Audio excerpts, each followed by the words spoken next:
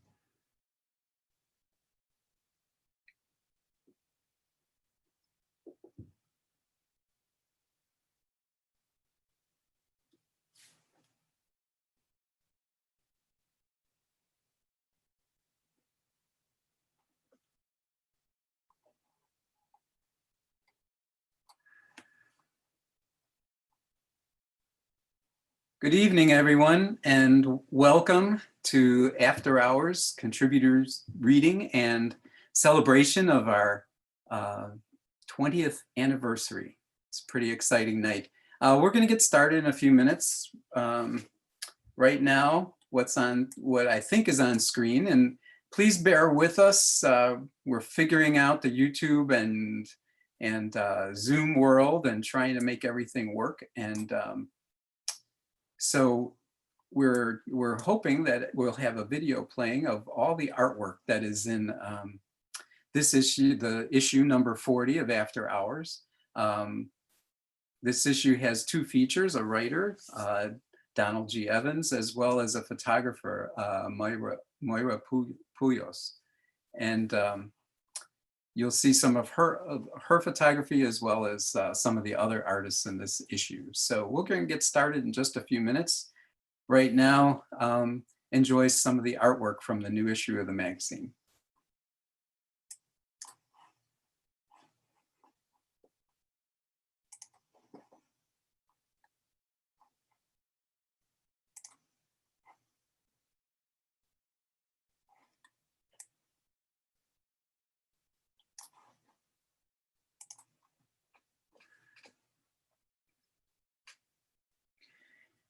I can see that a couple people have joined us already on YouTube, so welcome. We'll be getting started with the reading in just a few minutes.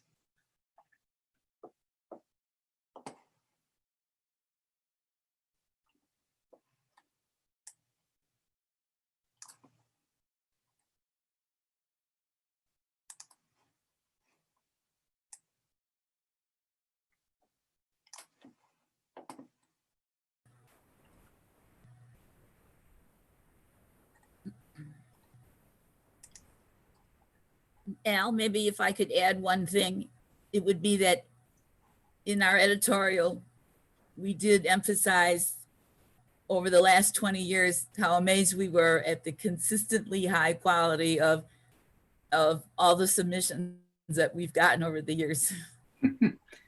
Yes, very, very true. I think that we should get started. People are starting to join us on YouTube, and I think we should get going.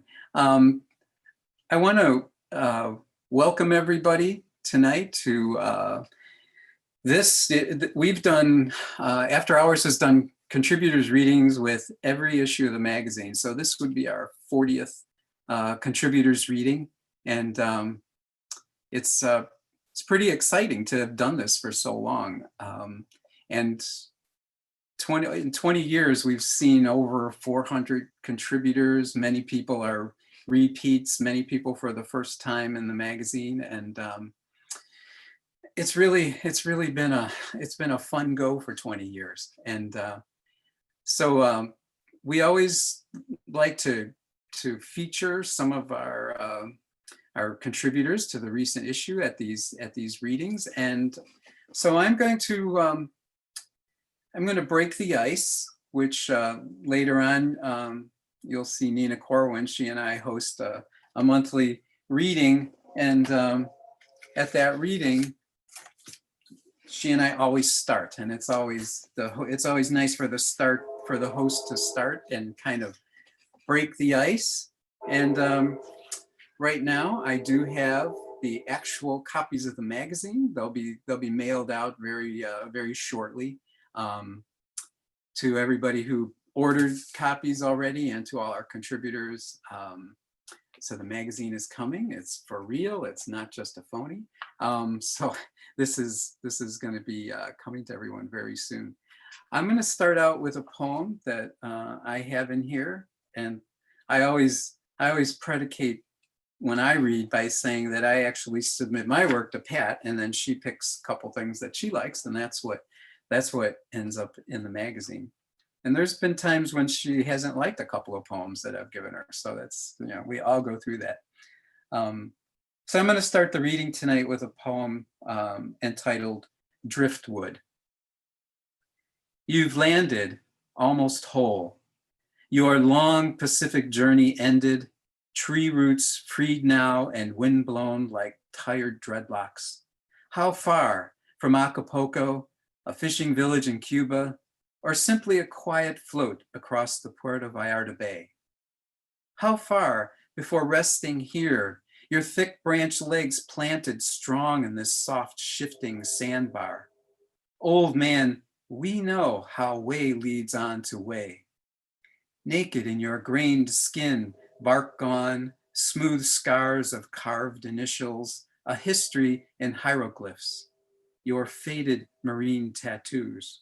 No one sees you resting in the sun, dry, hardened, sharks and lightning storms and glory days behind us, waves splashing our feet, breath by breath, dreaming of lions. So, thank you. I'm gonna hand off now to our first reader tonight, who is Shelley Christina Hugh. And this is Shelley's first appearance in After Hours, and it's really exciting to welcome her tonight. So Shelley, you've got the mic. Thank you, Al. Good evening, everyone. I'm very humbled and honored to be part of this special celebration of After Hours. And first, I'd like to thank Al and Pat for selecting my poem to publish in this magazine. And tonight, I'm very happy to share one of them with all of you through my voice.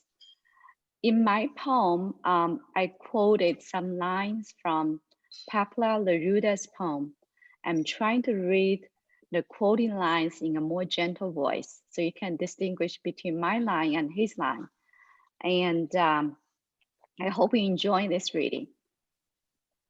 The title of my poem is Reading Neruda's Love Sonnets. I Googled the poems and printed on white papers. I carried it close to my heart, waited for the beats to sync up. I walked into the 100 rooms you built with 14 planks each. The lights were on, from Maniata to Mediodía to Tardi to Lachi, shining through a green of darkness inside me. Love, how many roads up to a kiss? What wandering loneliness until your company. Alone trains still running with the rain. Spring doesn't dawn yet in Tauta. Longing, winding into knowing. Did I know you from another life? For the road you once traveled on, am traveling for you once more. Love was simple and natural. You and me had to just love us, with all mixed, with men and women, with the land that implements and educates nations. When you loved someone, you will recall those gifts from the earth. Irascible scents, earth made of gold, weeds in the thicket and mad roots, sorrows sword like thorns. You loved the country, the world, and everything in them. For the fierce bloom of a carnation, the unique and private, your love soaked it all, pure as water, heroic as Roland. For the light and shadow you once loved, I'm loving them too.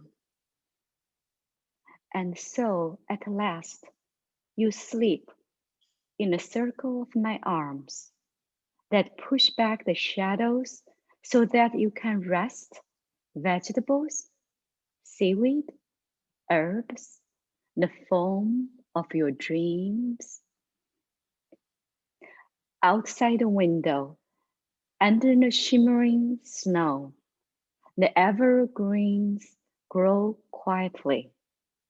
With your palm in my hand, I'm sitting here, feet up, mind down, on a beige sofa chair, listening to the silence taken away by the February song of fire and ice.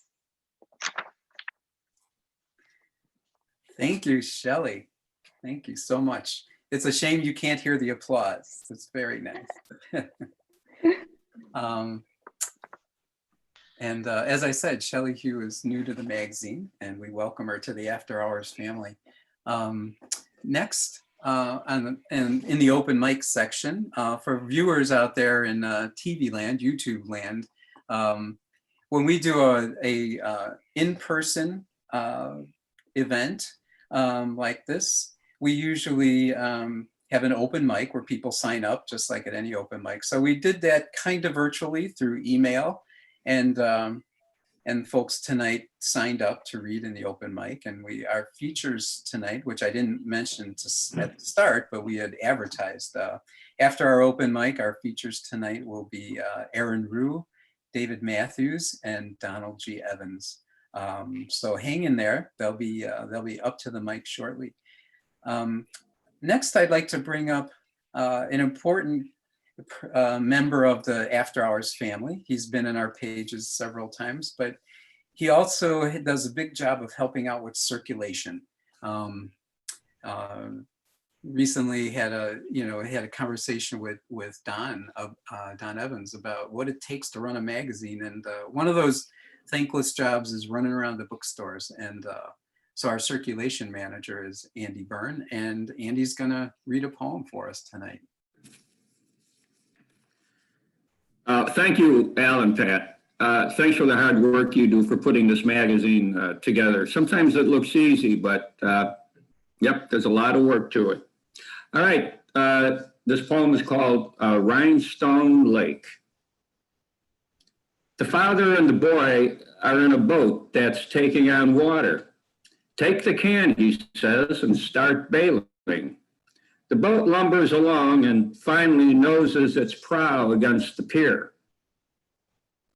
The father cuts off the heads of fish, slits their bellies, cleans out the guts. He gets up early to catch a muskie. He eats fish morning, noon, and night. He likes a good story. He likes washing up at the outdoor pump. He swims far out into the lake, despite pleas that he come back. He drinks beer and smokes cigars at night with his bare feet up, and speaks nonsense rhymes in a Shakespearean voice. He looks at the boy and smiles and predicts tomorrow he'll catch a muskie if he goes out early, especially if it rains, he says. He says the Indians have never left. They are the smoke of burning leaves in the fall. He says he will visit his old neighborhood where he was known as Rex to his friends on the block. The cigar's out, the glass is empty, crickets, a splash. Hear that, the father says. He's waiting. Don't they ever sleep, the boy says. The father says, everything depends on the rain. Time for bed. Tomorrow we'll swim to the raft. In the morning, the boat's gone.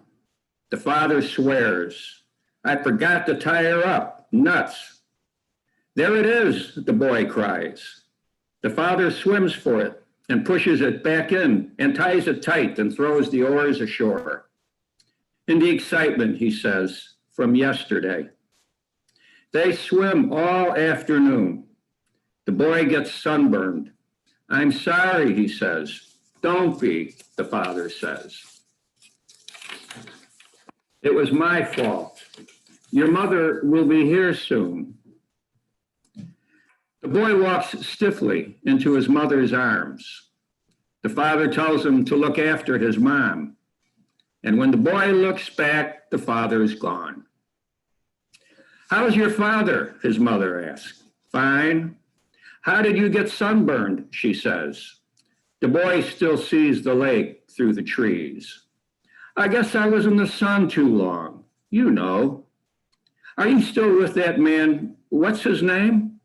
He's a good man, she says. He's good to you. Why don't you want to be with Dad? He says. He and I see things differently. I want to live with Dad. Can I? Please? Your father's a hard nut to crack. I'm sorry. He's there when he wants to be there for you, then not. So can I live with him? Please. I want to. When you're older, when your father's settled. The lake and trees are gone. The strip malls appear. His mother's talking, but he's not listening. Thank you. Oh. Thank you, Andy. That was really nice. And for all the YouTube folks out there, you can't hear the applause. We're applauding on Zoom. I'd like to ask everybody on YouTube, I put a note on the chat on YouTube, but if you would go into the chat and just type in your name so we know who was here, and we like to know who all our friends are. This is a friendly group. So next up in our open mic section is Suzanne Cosgrove. Suzanne has been in After Hours several times, and she's going to read for us tonight. Suzanne.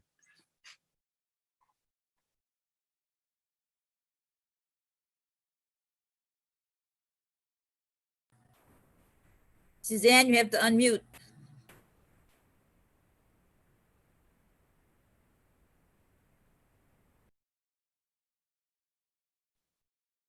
Let's try that again.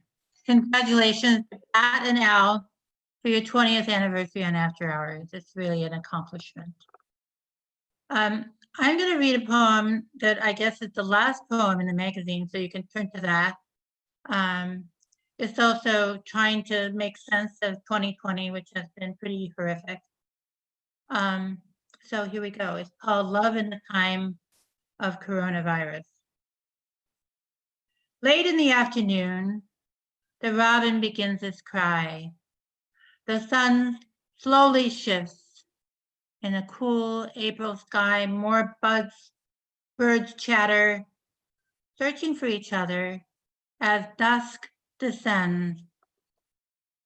I walk the dog mostly along deserted sidewalks interrupted only by a solitary skateboarder or a dog walker on the opposite side of the street. The dog pulls at her leash, tracking neighborhood rabbits that hide in plain view, still as chocolate Easter bunnies. I look upward. The trees, oblivious to human disease, burst into buds. It's quiet as families shelter in their houses, isolated, hoping to escape the invaded virus. Perhaps they are like me, lying awake in bed at night, imagining the pain in my side. The humming in my lung is the start of the end. Spring is spoiled until I stumble onto a backyard wedding. A young doctor, new to the block, stands tall in a black tuxedo, holding hands with his bride, dressed in a white satin gown. Having abandoned plans for a big Indian wedding, they walk alone beneath a canopy of red and yellow flowers. They proclaim their vows to their parents, laptop flickering as priest, family, and friends follow along on Zoom. Next door, a neighbor pulls out her violin and plays in celebration. Tiny white lights strung along the back porch shimmer in the dusk. Now, as the bride dances up the stairs, groom close behind, they hold each other at last. Thank you. Thank you, Suzanne. Thank you. Just because I'm going to say this only because our readers, our Zoom team tonight doesn't really know how many people are out there in YouTube land, but we're just about 30 people right now, which is a great crowd. We would probably not have that many people in real life. So welcome everyone. I see we have a couple people who are way up north in Door County, good friends up there, and some family and a lot of writers. So welcome everyone to this 20th anniversary of After Hours Magazine, issue number 40. Next up on our open mic is Marcia Prudzinski. And I know Marcia for quite a while, and really glad to have her in this issue of the magazine. And now we'll hear her poem. Marcia? Okay, this poem, well, I want to thank Pat and Al for publishing this poem in your very fine journal. The poem I'm going to read is called The Call of Coffee, and it is in this issue. The Call of Coffee. You seduced me for so long with your exotic, steamy curls that scented our family kitchen. You filled my mother's cup and warmed her hands, clearing the morning haze that masked her day's routine. My sister chewed your glossy brown black beans and tongued the lusty richness of your body. My sisters and brother, all old enough to take part in the sacred ritual of coffee, but I was not. My mother forbade you to enter my body, titillate my palate. Children should not drink coffee, her mantra. So I waited for my time to take you in. I stood in Banks Coffee Store on Chicago Avenue, enveloped in your heady perfume, while my mother chose fresh coffee beans.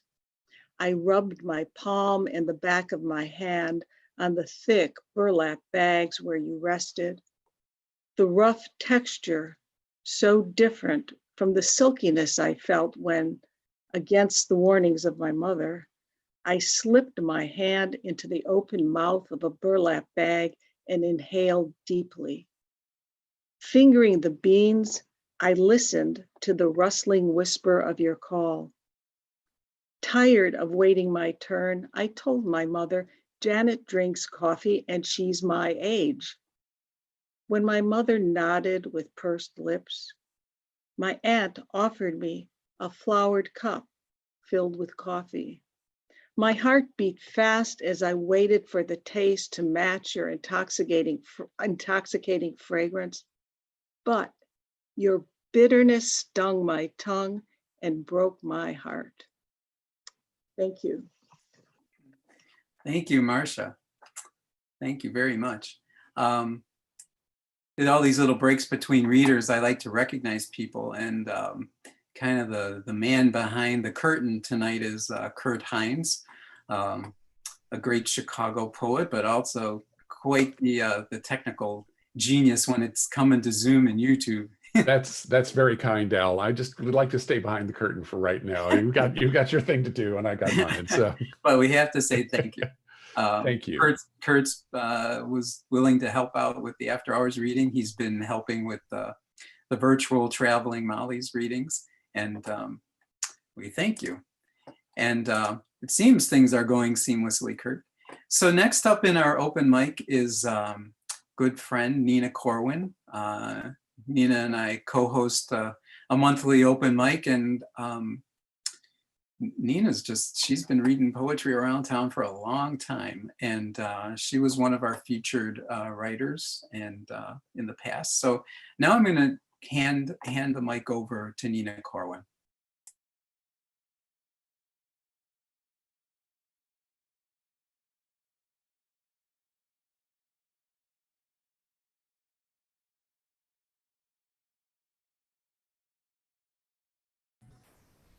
I just unmuted myself, so I'm assuming that everything I just said was unheard.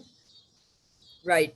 Right, okay, all right, so I'll say that again, that the two of you have created a wonderful journal that's become a real fixture or a pillar in the Chicago poetry scene, and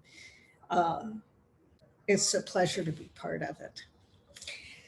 So I have two pieces in the magazine that are from a collection that's in process.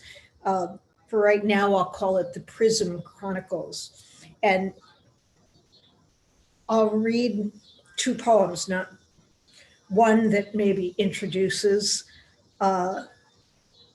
where it starts, and then one of the ones that's in the journal.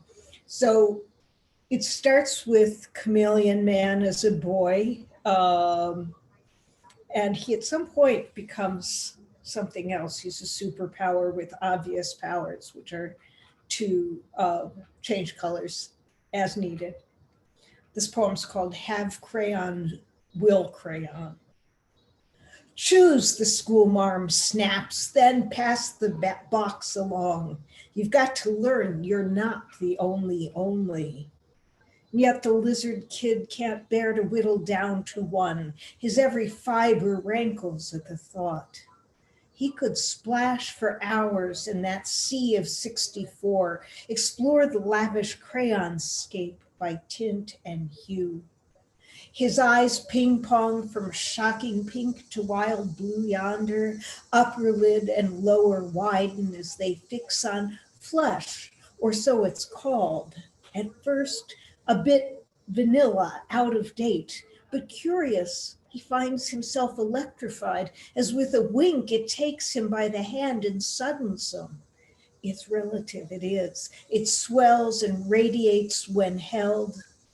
He peels away the paper so the tip looks wicked long, dabs a little in a secret place, and scribs a double paisley silhouette, part yin, part yang, a Tao of sorts, or hologram. Each time he rubs, the pigment glitters. Trouble goes on gold, anger more or less what you'd expect. As for blue and green and sex, well, that depends on X or Y. How deep is skin and can it be erased? Gumption seized, he sprays the Parthenon in Neon hieroglyphs. By morning, let my people go appears tattooed across the White House wings while love graffiti shouts throughout the Vatican. Well, I'm not going to finish that poem, but it leads us to a vision of a trickster with good intentions and a difficulty in choosing. But at some point, he decides to run for office out of a spark of idealism, in a sense that something is seriously wrong in the government, and or amongst the gods, if you will. And he gets himself an alias, which is the Prism. And now the Prism hazards the campaign trail. You will not see either of our candidates in this character whatsoever. The Prism hazards the campaign trail. Truth is, I might have been better prepared for the run, the ring full of hats and mine fairly late to the toss. A salad of hats, so to speak, with all of us wannabe Caesars. In truth, the forest I left for the trail provided some real estate of grace. I'm afraid of losing my private eye, a state I love and I've no love for losing. On the flip, I'm a fool for fairness, fresh air, plenty. And change, say the Sayers, is best pulled off from an inside track, so here I am, running on a platform of free love and truth in advertising. A little help from the Robin Hood playbook, off-label drugs for systemic infection. The opposition says my message is a mess. They scoff at me for changing stripes. What else can I do? They're dishing out comfort, meatloaf, mashed potatoes, minds choked with insoluble fiber, root rot, market meltdown, weasels in the public trough. Truth is, I'm not so great at lying. My face won't keep straight. I'm just the messenger with party favors in my hat.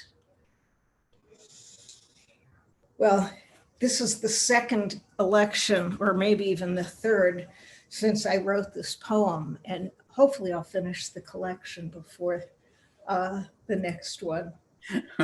Well, good luck with that, Nina. Thank you. Thank you for that reading. And thank you to all our open micers tonight, Shelley Hugh and Andy Byrne and Marsha Predzinski and Suzanne Cosgrove. Nina, thank you for being part of the open mic. And to our viewers out there in YouTube land, if anybody would like to, all our contributors get a copy of the magazine, but if you'd like to buy a copy, if you're interested and haven't ordered yet, a lot of people have already ordered. Thank you to those who have. You can go to our website, which is afterhourspress.com, and we have a link there for ordering online, so you can get a copy of the magazine for your very own, the hard copy. So now I want to start the feature section of the night, and I just want to throw out to Pat, if I forget anybody or anything, just jump right in. So. Pat is Pat Hertel and I have done this since the very beginning, and I couldn't have done it without her. So I'm glad Pat is still part of this. Pat and I edited the Oye Review. Actually, Andy Byrne was part of that as well. We edited the Oye Review a very long time ago, and I don't want to say the year because it will really date us. Not only the white hair on my chin. It's too late. But when I decided to start After Hours, Pat was the first person I called to help out with it. So here we are, 20 years later. Our first reader tonight is new to After Hours, and I hope she'll be contributing work in the future. Her name is Erin Rue. And I'm going to read her bio just so you know what she's done. Erin Rue has a degree in English from DePaul University. Erin's writing appears in Crook and Folly, The Rectangle, and her iPhone Notes app, of course. She was a semifinalist in the 2019 Gwendolyn Brooks Open Mic Awards. Erin was born and raised in Champaign, Illinois, and moved to Chicago in 2015 to attend DePaul. Growing up in an odd suburb farm hybrid, she says, Chicago was always a steel dream and attainable escape for me. Now that I live in Chicago, however, I can't stop writing about corn. So, so here's Erin Rue. Okay, is this working? Is this working okay? All right, never used Zoom before, so I'm kind of freaked out. All right. My piece is called Shucking. Growing up in a town, not quite a suburb, corralled on all sides by those undulating cornfields is to know what good dirty smells like. Wet, full, hungry, mud and seed. It is to know that the cornfield is the only thing that can absorb contented sighs and hungry teenage hands almost as good as any mother's basement. It is to feel the earth opening, breathing as a 2001 Toyota Camry speeds out of a cul-de-sac, rolling over asphalt, soon finding gravel, dirt, then mud, darkness, honey thick. Two pairs of teenage eyes and hands search for a place to linger, to park between the stops, tangling leaves and 4 legs, 1,000 legs if you count the mosquitoes and beetles. It is a pull, sometimes a hungry yank. Actually, it's called a shuck, with 2 hands full of husk, and soon that satisfying peel. Then that high, clean sound, almost like a zipper, maybe a dentist drill if it were pleasurable and golden. Brush back the silks like forehead hairs. You can peel them off one by one if you're patient. Reveal the shining seeds and return the hairs and husks to the earth. Somewhere inside a house on a street of asphalt, there is a pot of water on the stove, already steaming and hissing. A stick of butter begins to melt on the counter. I was 12 or so when I realized that the old rule, knee high by the 4th of July, didn't quite apply anymore, unless we were talking about a really high knee that maybe God might have. I realized that sooner rather than later, the cornstalks weren't as tall as grown men, and it didn't really matter if I was ready for this, and that this meant that things were changing and that summer was itching to end. I was 12 or so when I learned that we didn't even get to eat the corn that surrounded us, and that it went to all the cows that I passed while driving on the dirt roads, flicking their tails and moaning, surely not in pleasure. That's it. Thank you. Thank you very much, Erin. And you can't hear the applause, but we were really glad to receive that piece, and hope you'll send us some more. So next our featured readers tonight is the winner of the 2nd annual Mary Blinn Poetry Prize, David Matthews. I'll read his bio in a second, but we've published David before, and it was really great to hit. Marty McConnell was our judge this year, and of course she had no idea who the entries were, and we read them blindly at first too. And when we read, of course, David was one of the finalists, and then of course Marty made her selections, and David Matthews was our winner this year. This is the 2nd annual Mary Blinn Prize year, and we hope to keep doing it for quite a while. Anyway, let me tell you a little bit about David Matthews. He's another DePaul alum. He earned his MA in writing and publishing at DePaul. His work has been nominated for Best of the Net and a Pushcart. His recent publications include Midwestern Gothic, Eclectica Magazine, Belt Magazine's Rust Belt Chicago, and Anthology, and in Endless Rocking, honoring the 200th birthday of Walt Whitman. David lives in his hometown of Chicago, where he works as a creative writing instructor at the Chicago High School for the Arts, Chi Arts. That sounds like a dream job, Dave. So I'm going to hand it over to David Matthews. Thank you, Al. And thanks again, Al and Pat, for supporting my work. I really appreciate it. It's nice to be in such great company tonight, too. I planned something special for tonight. All the poems I'm going to read tonight are Golden Shovel variations. So I don't want to get into the form too much, but basically the epigraph or the quote that's attached to the poem is somehow buried in the body of the poem. So I did some variations, and some of them it's in the front, some of it's in the back of the lines like it's supposed to be.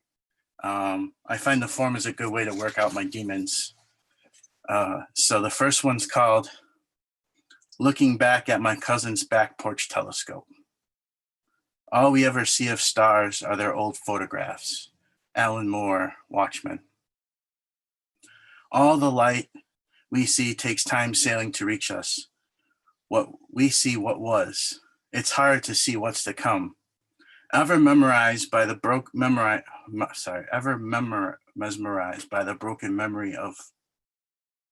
record of memory, I see or try to see the stars that guided countless lost, of dreams seen by sailors, slaves, and saviors. Stars are lighthouses to possible shores to strive to, are ancient in the vast turnabout universe we drift in. Their light reminds that memory helps one measure. Old television set tubes like stars burn out, photographs age and need to be retaken with fresh eyes. This is thank you. This is kind of like a snapshot, but with words. Logan Square snapshot. We think of lukewarm water, hope to get in it. Gwendolyn Brooks. We shop where we can walk, think constantly of what we share, of what we say if someone pries. Lukewarm leftovers are blessings. Water makes Kool-Aid every day. Hope is stashed away with our go bag to be carried off when we need it. Get a grip is my mother's mumbled wish. In my room, a guardian angel lingers over a bridge. It helps to be ready instead of worry.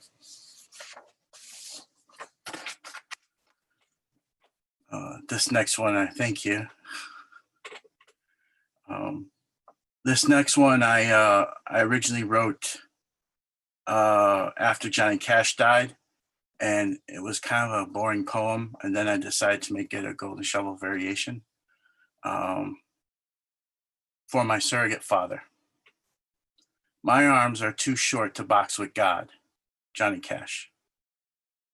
My mind was on you after Johnny Cash died, arms out of sync as I shadow boxed.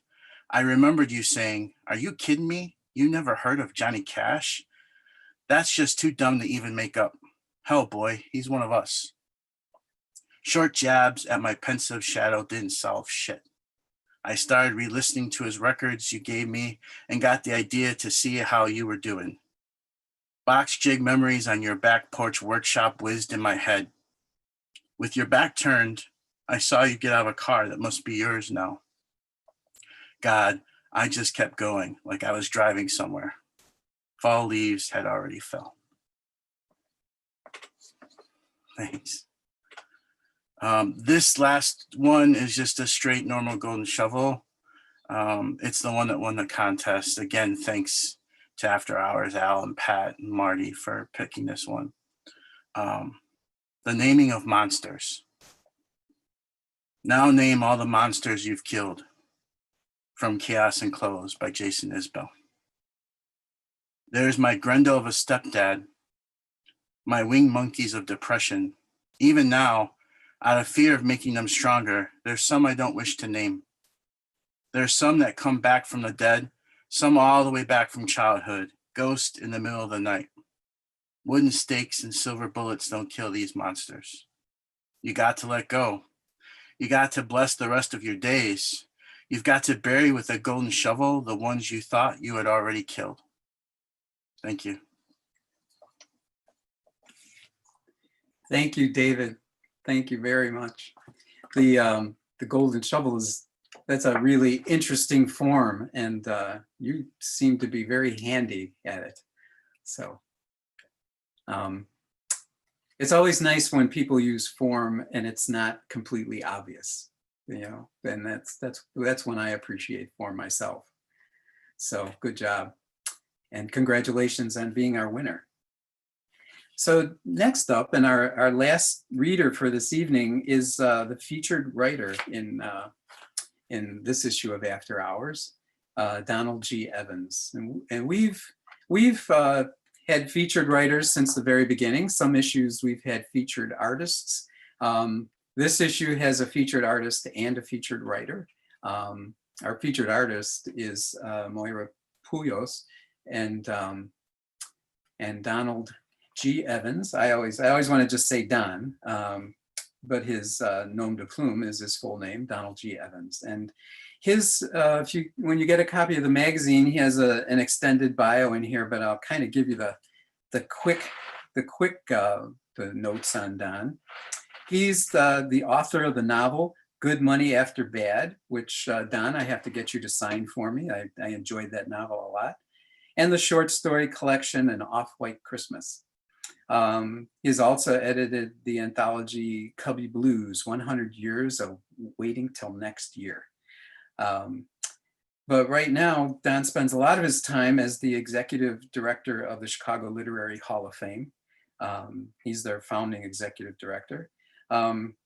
He's also a New City Lit 50 Hall of Famer. And I don't know, the list goes on and on. Don is a really interesting writer and an interesting person. And we're really proud to have you as our featured writer. Donald G. Evans, your turn. You're still muted, Don.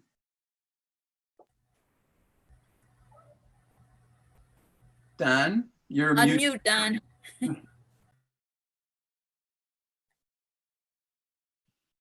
Okay, thank you, Al, and thank you, Pat. Congratulations to you and everybody at After Hours.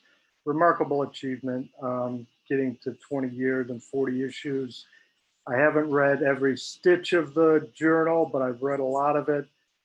Interesting work, the creativity, the high quality, the diversity.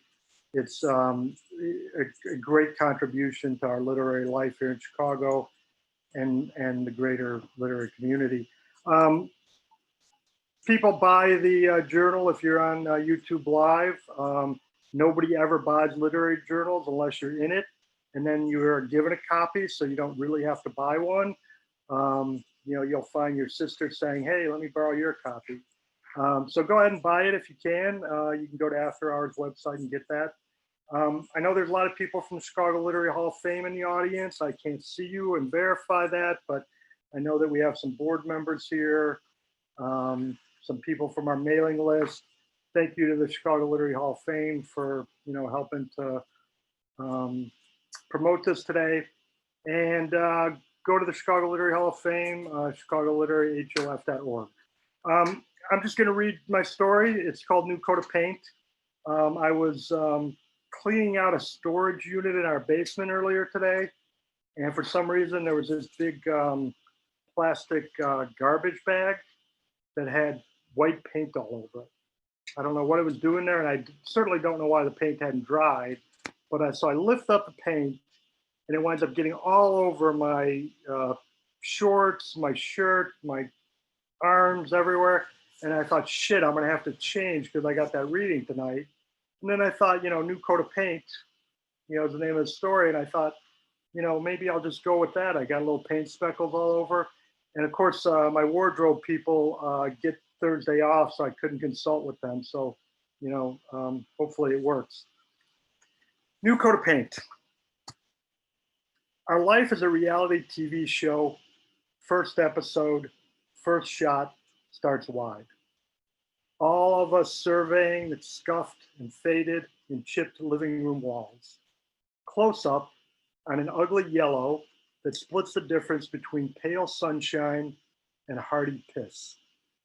Back to wide. Us agreeing as one big happy family to do this ourselves. What the hell, one of us, probably Tiffany says. We're stuck at home for God knows how long. This will give us something to do.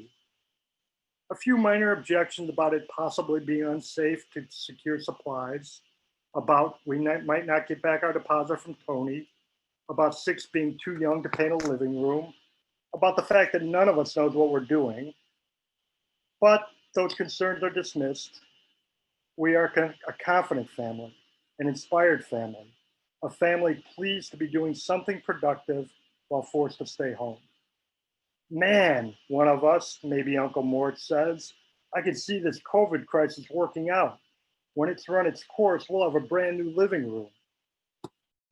Another one of us, maybe me, chimes in, maybe the kitchen too. Janice adds, the bedrooms need painting. Whoever's left, I guess it would be Tiffany, piles on, we always wanted to put new flooring in the dining room. The camera pans from one dreamy face to another as we imagine the possibilities. Maxie's little scrunchy face lights up, at which point the camera reveals he's looking not into the future, but at a Lego castle laying on the floor. In the second episode, we're strapping on our masks and going to the paint store. The camera notes with the great precautions we take to adhere to every and all social distancing suggestions. In the paint store, me and Janice wipe down each item before we touch it with our gloved hands. We're 6, no 10 feet from the floor rep. We asked to read off our credit card number rather than use the machine. We prance home with the mint green we decided on for the walls and the pearl white for the trim and ceiling. We have all the sandpaper and rollers and tape, the paint thinner, the brushes, all kinds of stuff we didn't even know we needed. The camera moves in on an almost giddy Janice who says, who needs professionals? We got this. Then the camera zooms in on Tiffany and Uncle Mort's disgruntled faces. One or both of them says, this is not the color we agreed on. And then the camera follows me as I leave the house in a huff, screech out the alley. Maxie is shown looking despairingly in the direction of the exhaust fumes, only no. As the camera pulls back, we see that his interest is really in a wounded bird on the back porch. This could be an omen, or just a winged robin. The last shot is a picture of the paint store, waiting for this process to start all over again. The third episode, we're all in different corners of the living room, sanding our asses off, washing down walls, stitching tape just so. Maxie dumps over paint, tapes random furniture, plops down on his butt to zoom Hot Wheels around, and we frantically, perpetually respond to his mischief, alternately trying to keep him on task and distract him with toys or treats. What is revealed is that this is hard work, but more so than this, it is much harder work than we thought, that it's going to take a while. There's a time-lapse video showing the 4 hours between starting to paint the ceiling and a finished ceiling. Then a close-up on Janice, neck craned, face showing dissatisfaction, head shaking. Gonna need a second coat, she says. Somewhere in this episode, we talk about how proud we are to own a 100-year-old brick bungalow, how we live in what some people call a bungalow district. More specifically, the Hermosa Bungalow Historic District, what makes our kind of house unique to Chicago. We'd have looked up and rehearsed some of this, but we slide in these little bits natural-like, as if talking about the history of the brick bungalow as Chicago's original cookie-cutter home is what we do while we're killing time, while we're painting. Janice, she'll take on the job of bungalow ambassador. She can gush with the best of them about our special kind of yellow brick in the octagonal front, the built-in whatnots. We just need to know when enough is enough vis-a-vis the proud homeowner's bit. When the camera gets in tight on Maxie, he makes cute and accidentally relevant pronouncements like Chicago and brick. Paint is slapped on the walls in the fourth episode, evened out just so, the drips and streaks remedied as we go. Through some quick edits, it shows how the stepladders move from one place to another, how little paint cups keep getting replenished, how rags pile up on the floor.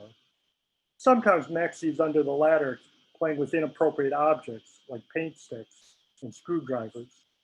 The camera catches me in an unguarded moment, moving various parts of the disassembled ceiling fan from here to there. What the camera sees that I don't is a screw clinking to the floor and disappearing under the floorboard.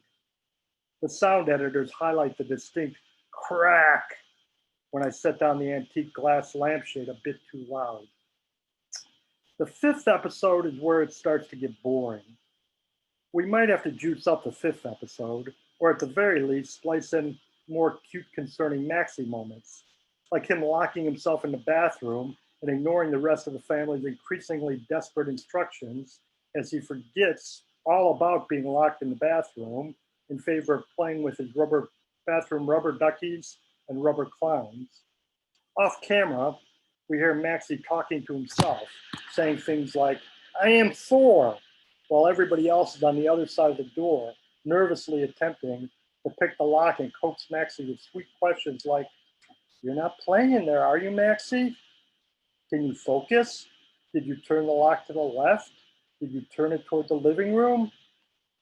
In this installment, the weekend is over, and we all are realizing that even though we can't much leave the house, we all have jobs and responsibilities. We need to get to those. The camera searches earnestly for some live action, but finds each of us in separate corners of the house, on our computers, on our phones, making ourselves sandwiches for lunch. Only the house has gotten smaller. The living room floor is covered in drop cloth. The living room furniture is in the dining room, making that space not only unusable, but almost unpassable. The camera catches Janice banging her way through a thicket of chairs, and Tiffany tightroping along a rolled up floor carpet. The camera ducks under the paint tarp to find Maxie hiding there. The camera also observes Uncle Mort searching, open laptop in hand, for privacy. The bedroom door opens and closes. The small bedroom opens and closes. My office opens and closes. Uncle Mort looks straight into the camera, a look of frustration and slight despair. Oh, some episode 5 juice. Old friend Lori Lipska rings the bell, and as we observe her through the front window, we see that she is lugging some boxes and not wearing a mask or gloves. She seems unconcerned.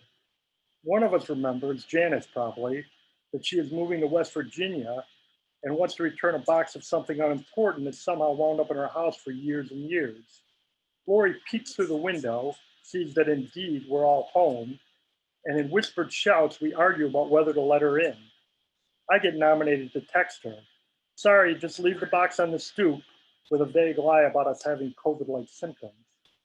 We stand shoulder to shoulder in the front room, realizing as Lori drives away that this is likely the last time we'll ever see her. The 6th episode is really a collage, short bursts in which one or the other of us puts aside everything else, dons some paint clothes, and gets to work. But not for long. The camera gets close on a single streak of paint gleaming against an otherwise gray-grab radiator. "The paint's no good for the radiator," Janice says, holding her brush. "Metal. Special paint for that. We forgot about the radiator." Tiffany swipes between the bars with a gloved hand, pulls up all kinds of gook and dirt. She tries to squeeze her hand inside the radiator, but looks at Uncle Mort as if to say, "This absolutely cannot be done." She tries to work the brush all the way inside the radiator. She hams for the camera, a frowny face that says, "No chance."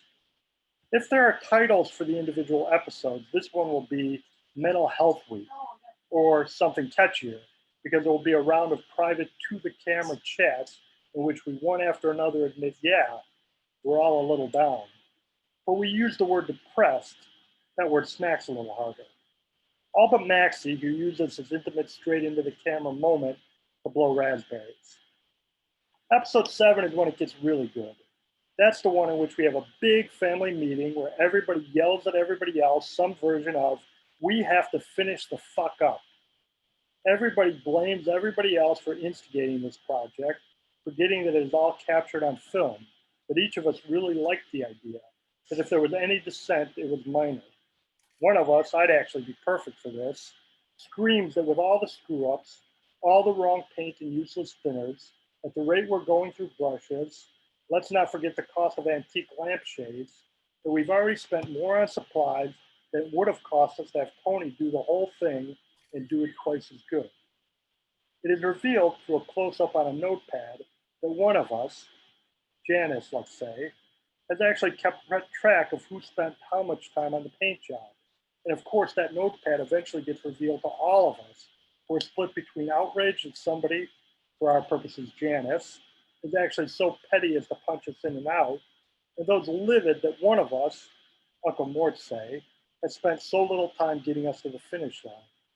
The meeting breaks up when it dawns on us that Maxie is not at the meeting and that none of us know where he is or can remember exactly the last time we saw him. The camera shows us abandoning all pretenses of face masks and other precautions as we frantically take off this way and that, yelling, "Maxie!" I see this as going 9, maybe even 10 episodes. Regardless of how many episodes there are, for sure Maxie will get lost once or twice more. And each time he is found, he giggles like this is all a huge game. The last episode, I have my ideas where this all ends up. Happy ending, rage, a kind of fizzle. It could go this way or that. There's one ending in which we are living in a state of perpetual animosity, indefinitely climbing over ottomans and paint trays, tripping over drop cloths, reading by flashlight and beanbag chairs, giving each other dirty looks without ever openly saying what's on our minds. In another version, we adapt, and after a while it just seems normal, like there were always stepladders and never end tables in the living room, like we always ate hunched in a corner like squirrels and never shared big leisurely family meals, like our house was always a big clusterfuck and never a sweet tent place.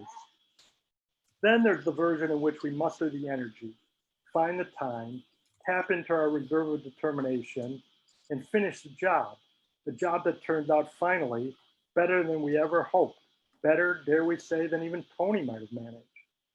I am, of course, partial to this last ending. To me, and all of us, it seems like the only satisfactory way to dot this I. Wait, that maybe is how the final episode ends. The camera settles on one of our mouths, maybe Tiffany's, as she starts, but then stops herself from screaming. It rotates to Uncle Mort, who starts, then stops himself from blaming.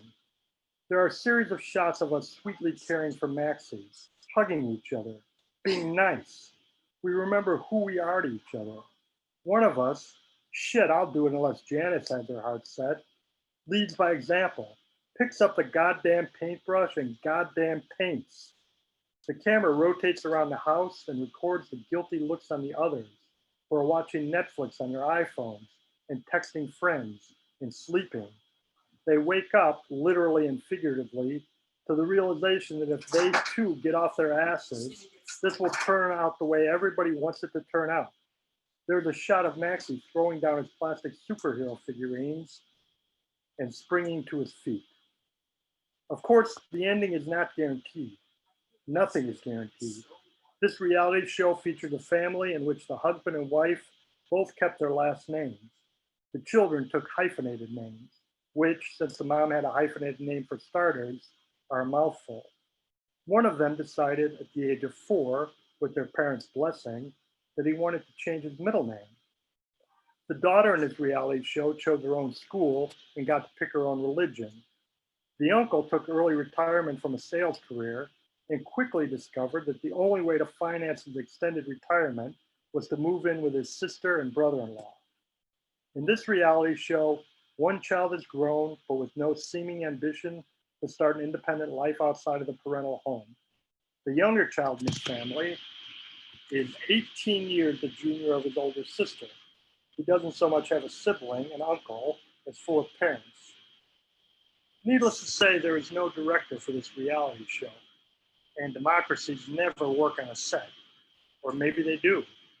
None of us has ever been here before. None of us knows. Oh. Thank you, Donald G. Evans. Can everybody unmute and just give us a round of applause?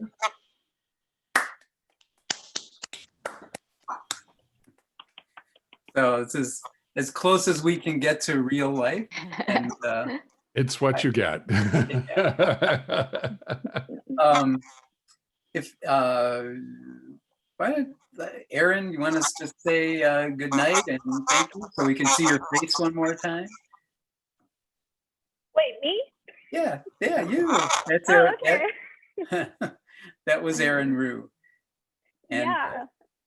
I'm really glad that we all got to do this in this unprecedented time. And thank you to everyone for tuning in. I had a great time.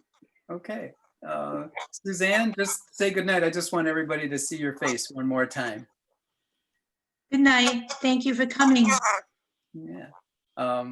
Shelley? Yes, I'm here. Yeah. Thanks everyone for listening to our radio and to our reading. And congratulations to After Hour for 20 years, for keep After Hours 20 years strong. Yeah. And I'm very honored and humbled. Yeah. Thank you. And David Matthews. Thanks everyone for coming to our reading. I had a really great time myself, and thanks Al and Pat again for supporting our work. Okay. Andy Byrne. Yeah, thanks, Al and Pat. During these difficult times, it's really good to get together with people and hear the words that people put together and speak. Thank you. Okay. Marcia Prudzinski. Yes, goodbye, and thank you for doing the virtual reading. And I get a chance to be among all these fine poets and writers. And it's great to just hear everybody, and thank you for whoever tuned in for coming to hear us read. Okay. Nina Corwin. Can I just say ditto? It was just lovely to meet all of you. I can't wait to get my my copy and be able to read everything that everyone has read so beautifully tonight. And thanks again, Al and Pat. And Don Evans. Thank you, everybody, for all the good work tonight. And I was honored and flattered to be a part of this all. And I hope After Hours is around for another 20 years. Okay. And longer. I can't go out without having Pat Hertel, my partner in crime, just say goodnight to everybody. Yes, well, good night, everybody. And I want to thank you for your last 20 years of support. Some people even go back even more than 20 years, or even if you just discovered us on this issue number 40. We appreciate all of your interest and support. And our special man behind the curtain tonight, Kurt Hines, thank you for handling this all for us. Oh, you had to give me a shout out, did you? This has been splendid, really a labor of love. And Al and Pat, congratulations on 20 years. That is an achievement in itself. Hearing the poets and seeing this legacy of writers that you've cultivated over these 2 decades, that is the achievement that stands on its own. But 20 years, man, you rank. You got it. Well, thank you so much to everyone who participated tonight as a reader, and a special thank you to all the people out there in YouTube land. I also want to thank the Chicago Literary Hall of Fame for helping to promote us tonight and getting the word out about our reading. And Kurt has a last slide for us. If you want to order online, you can go to afterhourspress.com. You can also find After Hours Press on Facebook. And of course, the Chicago Literary Hall of Fame, Chicago Literary HOF.org. And they have a great site with an interesting blog, event listings, all kinds of stuff like that. So without further ado, I'm looking at my watch and it's 5 minutes after 8. We have not missed Joe Biden's speech. So everybody can go catch that. And so in closing, thank you all.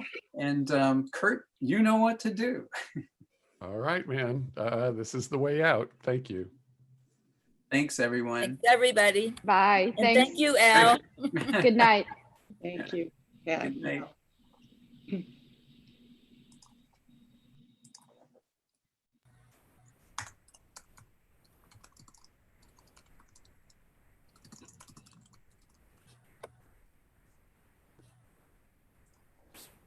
It's all done. Yes, we can. So Kurt, Is there a way to see who was on Facebook? or on Who was on YouTube? Kurt, are we still live? Yes, actually.